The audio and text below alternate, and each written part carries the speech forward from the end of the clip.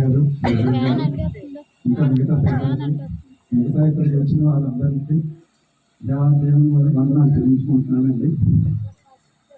నా జీవితంలో ఇదే ఫస్ట్ టైం అనుకుంటున్నాను. ఎప్పుడో చిన్నప్పుడు ఇప్పుడు ఫైల్లో పాడేవాడిని కానీ స్టేజ్ ఎక్కడానికి ఇదే ఫస్ట్ టైం. కానీ దేవుడు నాకు ఈ అవకాశాన్ని ఇస్తాడని కూడా నేను కల్లో అనుకోలేదు. అంటే నేను అలాగా అయిపోవడానికి కారణం కూడా మరి సాక్ష్యం చెప్పిన తర్వాత మీకు తెలుస్తుంది. ఇంతలో చిన్న పాట పాడుకుంటూ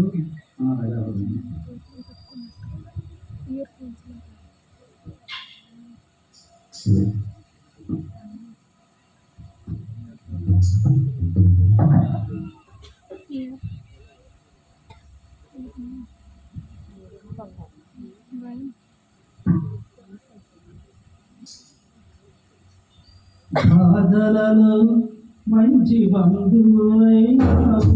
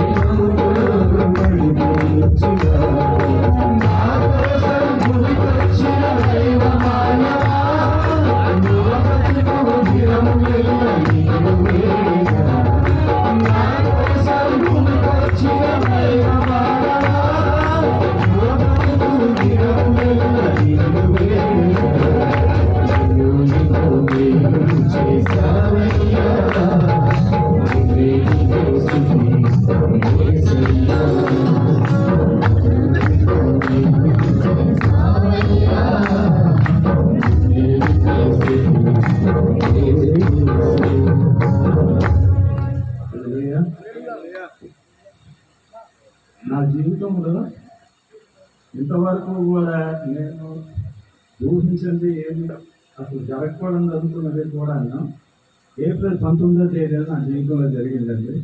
నేను అందరు పేషెంట్ల దగ్గరికి వెళ్ళి చూడటమే కానీ నేను ఇంతవరకు అయితే హాస్పిటల్లో చిన్నప్పుడైతే మా నాన్నగారు తీసుకెళ్ళేవారేమో, చిన్నప్పుడు బాగుండేది కాదు. కానీ పెద్ద అయిన తర్వాత మాత్రం నాకైతే హాస్పిటల్లో అడ్మిట్ అవ్వడం కూడా తెలియదు.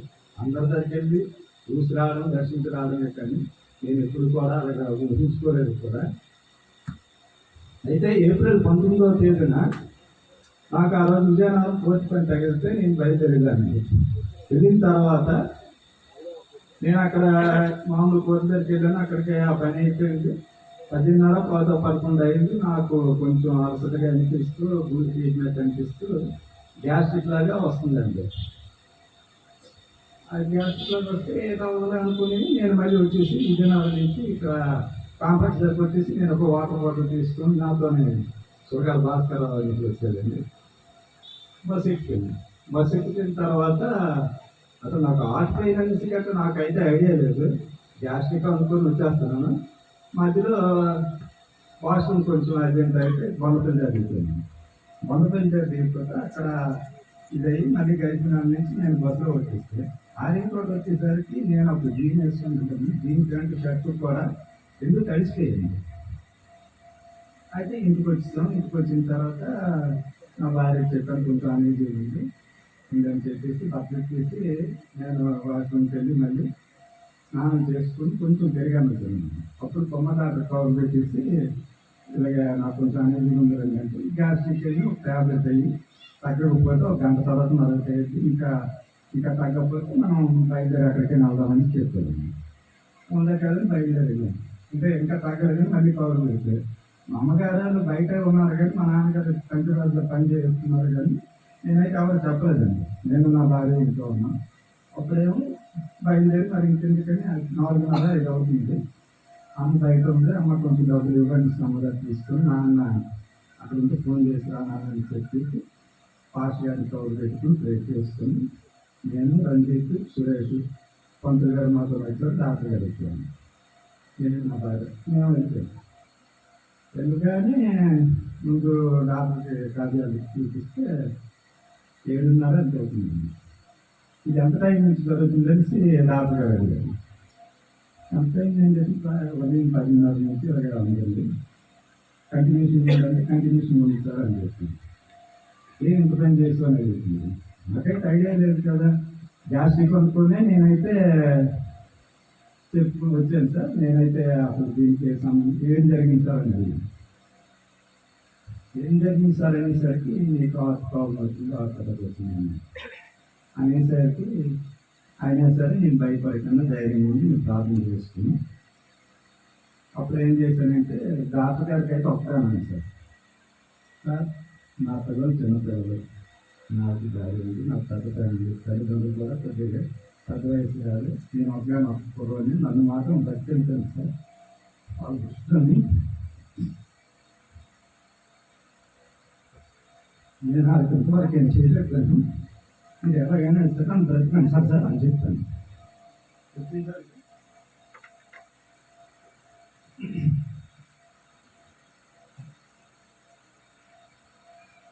దేవుడు అద్భుతమైన రీతిలో డాక్టర్ గారికి మరి ఇంకా అర్జెంటుగా మీరు ఒక ట్యాబ్లెట్ ఇచ్చి ముందు అడ్మిషన్ రాస్తాను అనుకోండి.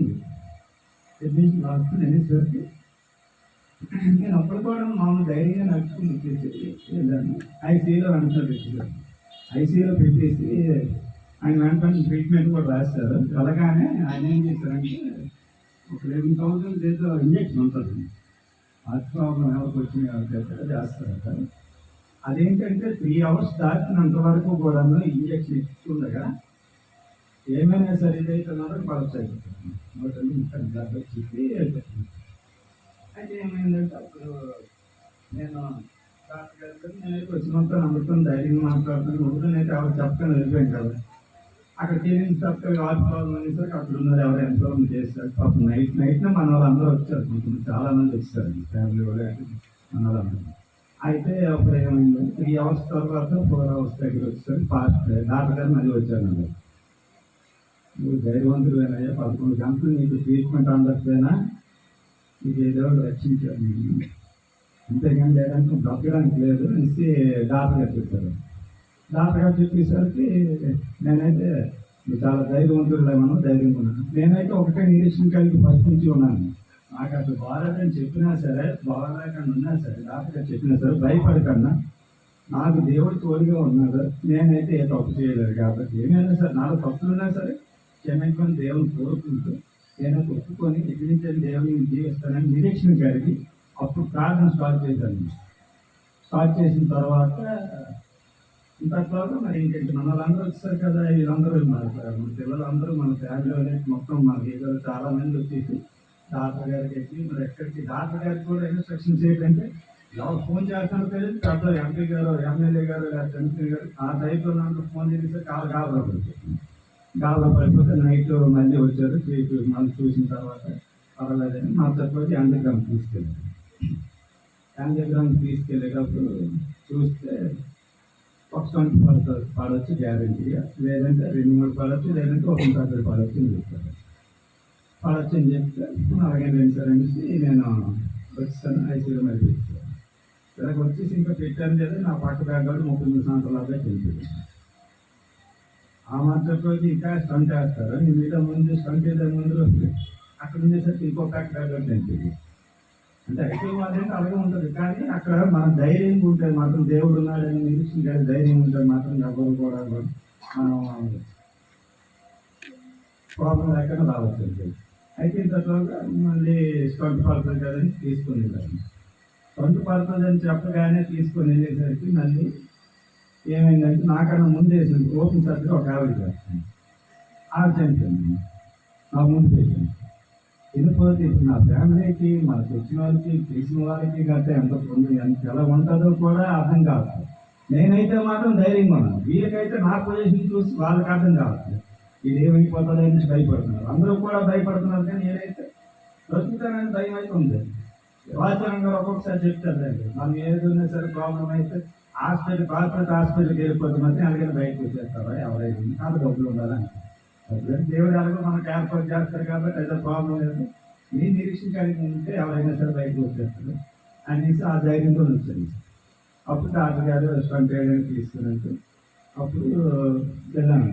ఆయన అతను మాట్లాడుతున్నారు, దీన్ని బట్టి చూపిస్తున్నారు, ఏం జరుగుతుందని అది చెప్తున్నారు. నేను అలాగే ధైర్యంగా మాట్లాడుతున్నాను, ఇదే పెద్ద ధైర్యంగా మాట్లాడుతానని ఆయన డైరెక్ట్గా అన్నాను. ధైర్యం కొంచెం మీరు ఉన్నారు కానీ మీరు చూసుకుంటారు, అట్లా అయితే ఎవరున్నారు నాకు చూసుకుంటారు అన్నాను. అంటే అది అయిపోయింది. పక్షంగా పడిందండి. బయటకు వచ్చి నాకైతే ధైర్యం చెప్పి నువ్వు చాలా అదృష్టవంతుడు అని చెప్పేసి ఆయన ఏమన్నారంటే, 10 లక్షల వాళ్ళు నువ్వు మాత్రం తెచ్చావు, మరి నీకు మామూలుగా అయితే నువ్వు బ్రతకడానికి ఏర్పడుతున్నావు, కానీ నీకు స్ట్రోక్ వచ్చి అలా ఉన్నావంటే నీకు కేవలం దేవుని దయ అనేసి ఆయన అన్నారు. ఏ దేవుడు కాపాడాలని ఆయన ఉంటుంది కదా, అలాగే అన్నారు. నాకు నా దేవుడు ఉన్నారు సార్ అని నేను చెప్పాను. వచ్చేసి మా వాళ్ళందరూ చెప్తా ఇలా హ్యాపీ ఫీల్ అయ్యారు. హ్యాపీ ఫీల్ అయితే అప్పుడు ఏం చేశారంటే ఐసీయూలో మనకి తీసుకొచ్చి, ఐసీయూలో తీసుకొచ్చిన తర్వాత పెట్టారు 5 పేషెంట్ గురించి ఎవరైతే డిస్కౌంట్ చేసుకుని వచ్చిందానికి. అది అయిపోయిన తర్వాత మళ్ళీ 3వ రోజు ఇంకోటి చనిపోయింది. మొత్తం 3-4 చనిపోయింది. అలాగే ఆవాసం చనిపోయిన తర్వాత మనకి అయిపోయింది కదా, మన వాళ్ళందరూ పాపం నన్ను చూడటానికని వస్తుంది. అందరూ మమ్మల్ని మాత్రం క్షమించండి, మా కుటుంబానికి మమ్మల్ని ఎవరైనా సరే ఏంటంటే చూడడానికి వచ్చిన వాళ్ళు చూడకపోతే ఇప్పుడు చెప్పిన విషయం బట్టి మీరు అర్థం చేసుకుంటారని కోరుకుంటున్నాను. ఏదైతే నేను ఈ 3వ రోజు అయిపోయిన తర్వాత స్టంట్ అయిపోయిన తర్వాత నా దగ్గర చూడడానికి అందరూ వస్తుంటే నాకు ఇన్ఫెక్షన్ ఎక్కువైపోయి యూరిన్ ఇన్ఫెక్షన్, బ్లడ్ ఇన్ఫెక్షన్ 2 వచ్చాయి. ఆ వచ్చేయడం వల్ల డాక్టర్ గారే సీరియస్ అయిపోయి ఎవరైనా వస్తే ఎలాగే ఉంటారు పొజిషన్, మరి మీరు ఏం చేస్తారు చేసుకొని, మీరు ఎవరు వచ్చినా సరే మరి రానివ్వకుండా ఉంటేనే మీరు ఉండగలరు, లేదంటే మరి చెప్పలేము అనేసి అప్పుడు ఏం చేసామంటే మరి ఇంకెందుకు అనేసి ఉదయ్ కదా, ఉదయ్ అయితే అంత స్ట్రిక్ట్గా ఉంటుందో అదే అలాగే చూసుకుంటున్నాడు, అంత టెన్షన్ పడుతుంది, ఇది చూసుకోవాలి అన్ని ఆడు కూడా ఎక్కువ స్ట్రైన్ అయ్యేది. అయితే ఇంతలో ఏమైందంటే అది అయింది కదా, అప్పుడు నాకు ఫుల్ ఫీవర్ వచ్చింది. ఆ 3 days ఫీవర్ వచ్చేస్తే, ఫీవర్ వచ్చిన తర్వాత నీకు ఇక్కడికి ఎవరో తెలియదు కానీ తర్వాత నుంచి ఇష్టపడ వచ్చింది కానీ దేవుడు అన్ని రుచులు చూపిస్తాడు, చావు వారికి వెళ్ళి చూపిస్తున్నాడు. అయితే అంత రుచులు చూపించినా సరే నాకు ఫీవర్ వచ్చిన తర్వాత 5 or 6 members డాక్టర్స్తో కలిపి నన్ను పట్టుకున్నా సరే నన్ను పట్టుకోలేకపోయారు. అంత వణుకు వచ్చి షవరింగ్ వచ్చిందండి. షవరింగ్ వచ్చి నేను భయపడ్డాను, బయట పక్కన పెట్టుకున్నాను. ఆశీర్వాదం పట్టు కడుతున్నారు, కడుతున్నారు, నచ్చినట్టు ఇంకా ఈ సిగ్నిఫీలో జరిగినట్టే జరిగింది నాకు. అయితే జరిగితే 1/2 hour వరకు నాకు అది ఉందండి. ఉన్నసరికి నేనైతే భయపడకుండా అలాగే చేసుకున్నాను, ప్రార్థన చేసుకున్నప్పుడు అరగంట తర్వాత మళ్ళీ అడగలిగింది, తగ్గిపోయిందండి. అది తర్వాత సెకండ్ టైం 4 hours తర్వాత 5 hours తర్వాత మళ్ళీ వచ్చింది. ఆ టైంలోనే నా భార్య వచ్చింది. ఆ భార్య వచ్చి చూసేసరికి భయపడుతుంది, నువ్వు భయపడిపోతావు, నువ్వు వెళ్తూ నాకేం కావాలని చెప్పేసి పంపిస్తే మా పదవి పంపిస్తే ఏమవుతుంది. అప్పుడు రవే నేను చూడడానికి వచ్చేది కరెక్ట్గా ఆ టైంలో. ఆయన కూడా పెన్షన్ పాస్ అయిపోతుంది రెవెన్యూ కూడా. అయితే ఇంతలో ఏమైందంటే అప్పుడు 20 మినిట్స్ ఉందండి. తర్వాత కాల్ టైం మళ్ళీ వస్తుందని నాకు తెలిసిపోతుంది. ప్రార్థన చేసుకున్నాను, మరి దేవుడా నా వల్ల ఇంకేమైనా తప్పులు ఉంది నాకు కనిపెట్టి నేను ఒప్పుకున్న తర్వాత ఇంకా నా వల్ల తప్పు ఉంటే మాత్రం మీరు 10 నిమిషాల లోపు నాకు తగ్గించేసి నెక్స్ట్ బాగా ఉంటేనా మరి నేను బ్రతుకుతాను, లేదంటే నాకు మరి మీ చిత్తం ఏది నెరవేరాలనుకుంటే అది చేయండి అని ప్రార్థన చేసుకున్నాను. ప్రార్థన చేసుకునే టైంలోనే నాకు 8 మినిట్స్కే తగ్గిపోయింది. తగ్గిపోతే ఈ తగ్గిపోయింది కదా అని అనుకోని దీంట్లోనే నేను పడుకునేటట్టు ఇలాగ కళ్ళు మూస్తే సాతాను సోదరులు అయితే మాత్రం మరి దేవుని యందు నిరీక్షణ కలిగిన వారికి మరి మన క్రిస్టియన్ కలిగిన వారికి మాత్రం ఉంటాయని నేనైతే గట్టిగా నమ్ముతున్నాను. మరి అసలు సాతాను సోదరులు అంటే ఇంత అంత కాదండి. అంటే ఈ భయంకరమైన జంతువులు భయంకరమైన వ్యాధులు వచ్చినట్టు మీద పడిపోయినట్టు ఇలా కళ్ళు మూస్తే చాలు అంటున్నాను. నా కళ్ళు మూసినట్టు నాకు అలాగే కనిపించి మీద పడినట్టు. అయితే సార్ నేను ఎలాగ మళ్ళీ ప్రార్థన చేశాను. మనకు ప్లస్ పాయింట్ ఏంటంటే ఏ హాస్పిటల్కి వెళ్ళినా మన క్రిస్టియన్సే ఉంటారు ఎక్కువ సిస్టర్స్ అని. వాళ్ళు కూడా నాకు ఎంకరేజ్ చేస్తూ అంటే ఏం కాదు చక్కగా నువ్వు ప్రార్థన చేసుకో, దేవుడు అన్నాడు మనకెందుకు ఇదన్నీ అనేసి వాళ్ళు కూడా ధైర్యం చెప్పేవాళ్ళు. నేను ప్రార్థన చేసుకొని మొదలుపెట్టి నేను దేవుని ఇలాగే నాకు అసలు కళ్ళు మూసేసరికి ఒక స్క్రీన్ మీద అనేది ఇలా చూస్తుంటే మరి ఇలా భయంకరంగా వచ్చేది. నాకు వైట్ స్క్రీన్ మీరు కనిపించినట్టు నాకు వస్తే అంతవరకు కూడా నేను మరి ఫలితాలు నేను ప్రార్థనలో ఉంటాను, ఎంతవరకు మీరు వస్తారో రండి అనేసి నేను పోరాడాను. అలాగే పోరాడితే దేవుని దయ వల్ల ఒక మినిమం ఒక గంటన్నర తర్వాత అప్పుడు క్లియర్ అయింది. ఇది క్లియర్ అయింది కదా, ఫ్రీగా ఉన్నాను దేవుని అని చెప్పిన ఉంటాను, మనకెందుకు ఇవన్నీ దేవుడు చూసుకుంటాడు అనుకుంటే మళ్ళీ ఫేవర్ వస్తుంది నాకు. అది చంద్ర రాలేదు. ఫేవర్ రాకపోతే అప్పుడు నాకు ఎల్లుంటూ రేపు సాయంత్రం డిశ్చార్జ్ అనుకుంటే ఇంతలో ఏం చేశారంటే కరోనా టెస్ట్ రాశారు. ఆ టైంలో కరోనా టెస్ట్ అంటే చనిపోయిన ఆధారు చూడటానికి ఎవరు రాలేదు. నేను ఎలాగున్నానని మీరు టెన్షన్ పడతారు, ఎలాగ అవుతుంది దేవుడు అనేసి నైట్ 12:30 గంటప్పుడు ఆ టెస్ట్ చేస్తే నేను మా బావ విన్నాను ఒక. అయితే ఇంతలో ఏం చేసిందంటే మరి ప్రార్థన చేసుకున్నాను, దేవుడా ఏదైనా సరే నేను చెప్పినాయి కదా, అయితే ఇది నీకు వచ్చేటట్టు చూడండి ప్రభావం నేను, ఎందుకంటే అది కానీ అయితే మరి నేను ఎలా ఉన్నానని వాళ్ళు చూడలేక వాళ్ళ పరిస్థితి ప్రభావాలు అలాగ ఉంటాయి, ఎలాగంటే వాళ్ళ టెన్షన్తో పడిపోతారు అని అనుకుంటూ వెంటనే నీకు వచ్చింది. దేవుని స్తోత్రం ఉంటుంది అనుకుని అది అయిన తర్వాత వెంటనే నేనైతే తీర్మానం చేసుకున్నాను, అసలు ఈ సాక్షిని ఎప్పుడు చెప్పాలి అని చదువుకొని అప్పటి నుంచి చదువుకొని వస్తే నాకు అసలు ఇది స్టేజ్ ఫియర్ ఎక్కువ అవడం వల్ల భయభక్తులు ఎక్కువ అవడం వల్ల నేను ఈ మధ్య చెప్పలేకపోయాను. అదే కుమారన్న ముందులో చెప్పాలి అని ఒక ఆశ ఎందుకు ఉండిపోయిందంటే నాకు లాస్ట్ ఇయర్ కొంత చెప్తా అనుకుంటే ఈ విషయం కాకుండా లాస్ట్ ఇయర్ మా మాయ్యలు పెట్టేటప్పుడు వేరే సాక్షిని చెప్తా అనుకున్నాను. ఆయన అంతకు ముందు వచ్చేటప్పుడు నన్ను కూర్చుని పెట్టి ప్రేర్ చేసి దీవించి మా నాన్నగారు చెప్పారు, ఏమై గారు ఎంతవరకు మరి ఇలా ఉంటాను కదా శాఖ వదిలేడు ఎందుకు మరి మీ అధికారంలో తీసుకెళ్ళిపోండి అనేసి అంటే మా నాన్నకి ఏంటంటే ఆడు పాపం ఎన్నాళ్ళగా కాదు కదా ఆడు రాజకీయం కట్టుకోలేదు అంటే అలాగనేసి సార్ మాత్రం నేను జీవిస్తాను ఎలాగైనా సరే ఏదో ఒకటి వస్తుంది చూడని చెప్పి సార్ చేశారు. అయితే ఇంతలో ఈ 2 రిజర్వేషన్ అవ్వటం వల్ల నా మిస్సెస్కి ఏమో మా నాన్నకు కూడా ఒకసారి ఇప్పుడు రాలేదు వయసు అని. నా మిస్సెస్ దేవుడి కృప వలన ఆయన ఆశీర్వాదం ప్రార్థన బలం వల్ల దేవుడి కృప వలన నా మిస్సెస్ వైసంపి పాపం వచ్చింది. అయితే దేవుని దయ వల్ల ఏంటైందంటే అప్పుడు ఇది క్లియర్ అయిపోతుంది కదా, ఇది అయిన తర్వాత మరి ఇంకంటే డిసైడ్ అయిపోయిందండి. సాయంత్రం అయింది ఆ మరుసటి రోజు ఈవినింగ్ అయిన తర్వాత నాకు డిసైడ్ చేస్తే అక్కడ 10 days తర్వాత మళ్ళీ రీచెకప్ ఉంది. కానీ జనాలు ఎక్కువ రాకూడదు, కొంచెం జాగ్రత్తగా ఉండాలి ఇప్పుడేనన్నా చెప్పారు. అప్పుడు మా తమ్ముడు బాధ్యత మాత్రం వచ్చి అని అక్కడ ఎందుకు ఉండటం, ఆ రూమ్ ఉంది కదా ఖాళీగా ఉంటుంది, ఎవరు లేరు కదా నొక్కనే కదా మీరు వచ్చి ఇంట్లోనే ఉండాలి అనేసి మా బాధ్యత తీసుకుని వెళ్ళి 10 రోజులు మాత్రం చాలా జాగ్రత్త చూసుకొని ఏది అవసరమైనా ఆలోచన చూసుకుని అన్ని విధాలా బాగా నన్ను సపోర్ట్ చేశారు బాధ్యత. అయితే ఇది అయిపోయిన తర్వాత 10 రోజుల తర్వాత టెస్ట్ చేసుకుని మళ్ళీ ఇంటికి వచ్చిన తర్వాత మరి దేవుని ఏర్పాటు అది అవ్వచ్చు, దేవుని చిత్రం అవ్వచ్చు, మా నాన్నగారి వల్ల ఆయన పలుకుబడి ఆయనకి దేవుడు ఆశీర్వాదం అవ్వచ్చు. 2 సంవత్సరాల రాజకీయ జీవితం ఒక దంపులు చేయడం అనేది చాలా కష్టం. 41 సంవత్సరాలుగా రాజకీయంగా దేవుడు మా నాన్నగారు నిలబెట్టుకోవడం బట్టి మరి మాకు తెలిసిన ఎంపీపీలు, ఎమ్మెల్యేలు, మాజీ ఎమ్మెల్యేలు మరి ఎవరు తెలుస్తారు ప్రెసిడెంట్ పేరు. మరి ఇలా కాదండి, ఫ్లోటింగ్ ఎక్కువ రేటంగా ఎక్కువ అయిపోయింది. మాకు నెల రోజుల తర్వాత మరి అది రిపీట్ అయిపోయింది. మళ్ళీ రిపీట్ అయిపోతే మరి ఇంకెందుకనేసి మళ్ళీ ఒకసారి చెకప్ చేయాలి. ఇది తగ్గట్లేదు, ఇంకా అమేజింగ్ ఉంటుంది అని చెప్తే అప్పుడు దేవుని మళ్ళీ వెళ్ళాను. వెళ్తే డాక్టర్ గారు ఒకటే చెప్పారండి, మినిమం 3 months నువ్వు బాగా రెస్ట్ తీసుకుంటేనే నువ్వు అవుతావు, క్లియర్ అవుతావు, లేదంటే నీ పరిస్థితి ఎప్పటికీ అలాగంటా చేస్తానని. అప్పుడు మరి ఇంకెందుకు అనేసి అప్పుడు వైజాగ్లో మా అత్తగారిది వాళ్ళకి లిఫ్ట్ లేదండి. లిఫ్ట్ లేకపోతే మరి 3 months ఎట్లా ఉంటావు, లేదంటే మా అత్తగారి ఇంటి దగ్గర అయితే నాకు తల్లిదండ్రులు ఎలాంటి వాళ్ళు దేవుడు ఇచ్చాడు, అత్తగారు అమ్మాయి గారు కూడా అంత అలాంటి వాళ్ళు నాకైతే దేవుడు కలగజేసాడు నేను ఎప్పుడు నమ్ముకుంటున్నాను. ఎందుకంటే మా మామయ్య గారు 2019 కరోనా బిఫోర్ చనిపోయారు, కానీ ఆయన మా నాన్నగారి కానీ ఎక్కువ మమ్మల్ని కేర్ చేసుకుంటారు. మా నాన్నగారు ఎలాగా మా నాన్నగారికి ఎలాగా నేను బాధ్యత చేసుకుంటాను, కొడుకుని కాదు నాకు ఎలాగా తీసుకుంటాను. ఒక అల్లుడు గారు కూడా ఆయన ఏంటంటే కొడుకులాగా చూసుకుంటారు ఆయన.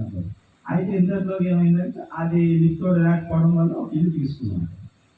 1 month అయ్యింది. 1 month అయినా అప్పుడప్పుడు మా నాన్నలు అయితే మా అందరూ ఎవరో ఒక్కొక్కరు చూస్తే దాన్ని 10 days అయ్యేసరికి కొంచెం రికవర్ అయింది. అలాగే ఇంతలో అలాగే వస్తుంటే 1 నెల రోజులు అయ్యేసరికి బాగా రికవర్ అయిపోయాను. డాక్టర్ దగ్గరికి ఒకసారి చెకప్ చేస్తే మా ఇంకేం పర్వాలేదు, ఇలాగే మరి 2 నెలలు 3 నెలలు జాగ్రత్తగా ఉంటే సరిపోతాయని చెప్తే అప్పుడు 3 నెలల తర్వాత వచ్చాను. ఇంతలో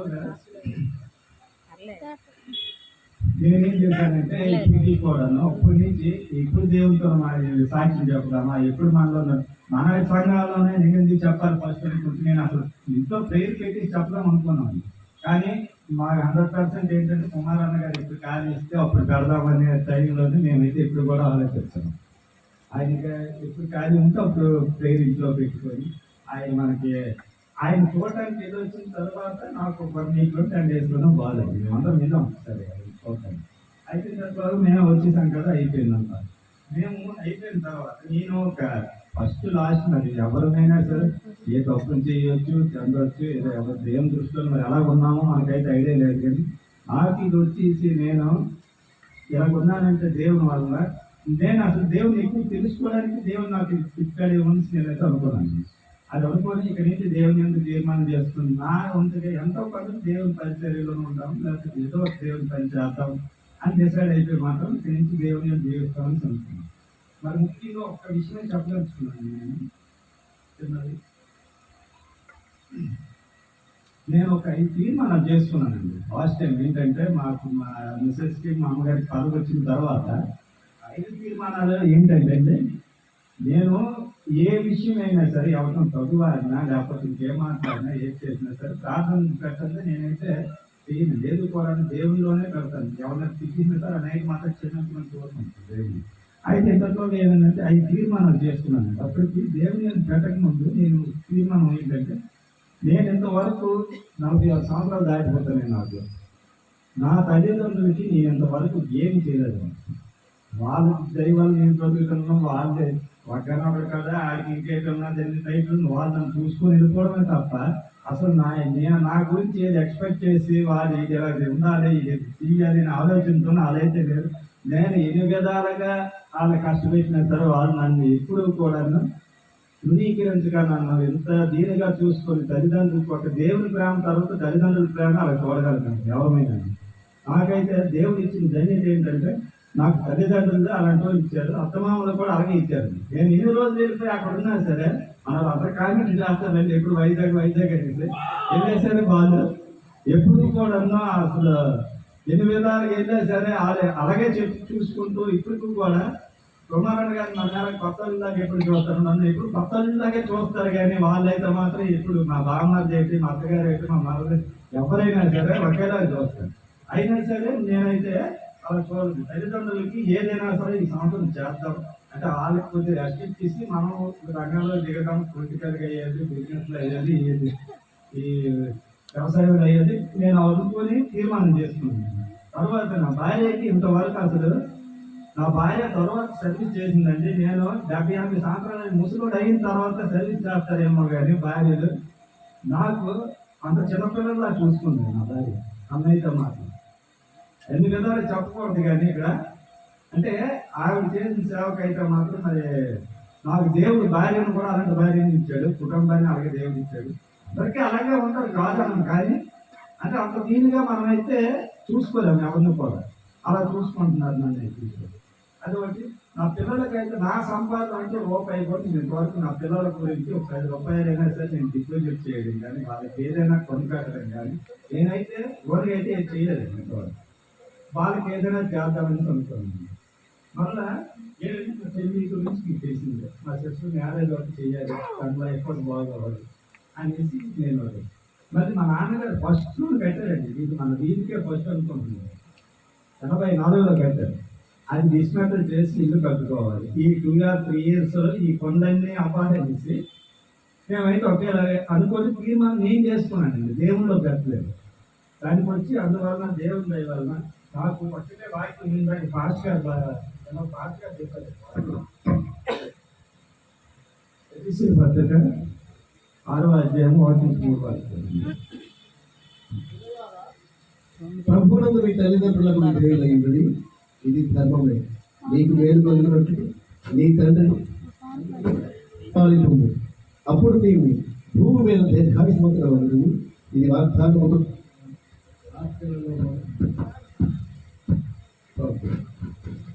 మీరు ఎప్పుడైనా సరే మీరు యూత్కి కానీ పెద్దవాళ్ళకి కానీ చిన్నవాళ్ళకైనా ఒకటే చెప్పారు, అర్థవుతున్నానండి. మీరు ఇంకోలాగా అనుకోకండి. నన్ను మాత్రం నేను రుచి చూసి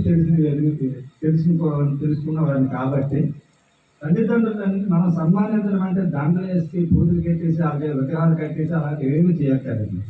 వాళ్ళకి విధేయంగా మనం నడుచుకుంటే వాళ్ళు ఎంత శ్రమ అయినా సరే పడిపోయి మన గురించి అయితే వాళ్ళు చేయడానికి అయితే వాళ్ళు రెడీగా ఉంటారు. ఇప్పుడు మన పిల్లల గురించి మన అలా చేయడానికి రెడీగా ఉంటాం. మనకన్నా ఎక్కువ వాళ్ళు, ఎందుకంటే ఇప్పుడు జనరేషన్ మారిపోతున్నాయి కాబట్టి కొంత ఇప్పుడైతే మారిపోతుంది.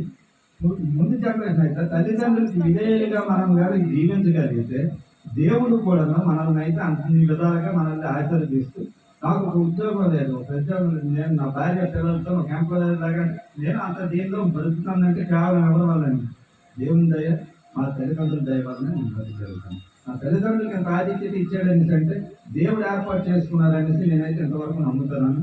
మీ నేను దానికి క్షమించి మనకి తప్పు ఇంకేం లేదండి. మా వల్ల ఈ పొలిటికల్గా అయ్యేది, లేదంటే మామూలుగా కుటుంబపరంగా అయ్యేది, ఎవరికైనా సరే హత్యేసి ఉన్నా లేకపోతే ఏమైనా సరే ఇన్ని విధాలుగా ఏదైనా మాట్లాడినా సరే ఏదైనా మా వల్ల తప్పు జరిగితే మా కుటుంబాన్ని మమ్మల్ని క్షమించి మా నాన్నగారి గురించి, మా అమ్మగారి గురించి, మా ఫ్యామిలీ గురించి అందరికీ మీ ప్రార్థనలు పెట్టండి. మా వల్ల ఏమైనా తప్పు ఉంటే మేము డైరెక్ట్ ఇక్కడి నుంచి అయితే నేనైతే ఒప్పుకుంటూ యథార్థంగా జీవించాలని అనుకుంటున్నాను. మా నాన్నగారు కూడా అసలు మా నాన్నగారు మీరు ఇంకోలాగా అనుకోకండి, ఒక్క మాట చెప్పి చూపించేస్తాను. మా నాన్నగారు ఇంకేం లేదు, మన వీధి మన వాళ్ళు అనేసి యథార్థతను ఎవరినైనా ఏదో అనాలనుకుని యథార్థంగా అనేస్తారు, కానీ లోపల ఒకటి ఉంచుకొని బయట ఒక ఆడే వ్యక్తి కాదండి ఆయన. మీరు ఇంకోలాగా అనుకోకుండా మా నాన్న కూడాను కొంచెం ప్రేమలో పెట్టుకుని మా నాన్నగారి విషయం ఒక్కటే నాకు కొంచెం బాధగా ఉంటుంది ఎప్పుడు కూడాను. ఆ బాధ దేవుడు తీర్చాలని ఈ సభాముఖంగా చెప్పలేకపోతున్నాం, కానీ అది ఒక్కటే మీరు కొంచెం ప్రార్థనలు పెడుతూ మా కుటుంబం గురించి అందరికీ ప్రార్థన చేయాలనేసి, నా గురించి వచ్చిన వాళ్ళందరికీ మెయిన్ మీ ప్రార్థన సహకారం వల్ల, మీ ప్రార్థన బలం వల్ల నేను ఇప్పుడు నిలబడి మీ గురించి మాట్లాడవలసి ఇంత ధన్యత నాకు కలిగజేసేదండి. మీ ప్రార్థన లేకపోతే మన సంఘం, నాకు తెలిసిన పాస్టర్ గారు అయ్యేది, నాకు తెలిసిన వ్యక్తులు అయ్యేది, మనకు సంఘం మా పాస్టర్ గారు చంద్రబాబు గారు, వేరే పాస్టర్ గారు ఎవరయ్యేది, అందరూ కూడా ఈ ప్రార్థన బలం వల్ల నేనైతే ఈ జరగడం అనేది ఇంతవరకు నేనైతే ఇది జరగడం అనేది జరుగుతుందని నేను నమ్ముతున్నాను. ఇది ధన్యత భాగ్యం కలిగేసి దేవాలయం వందనాలు తెలుసుకుంటూ సభాధ్యక్షులు ఇచ్చినందుకు వారికి ధన్యవాదాలు తెలియజేస్తూ నమస్కారం.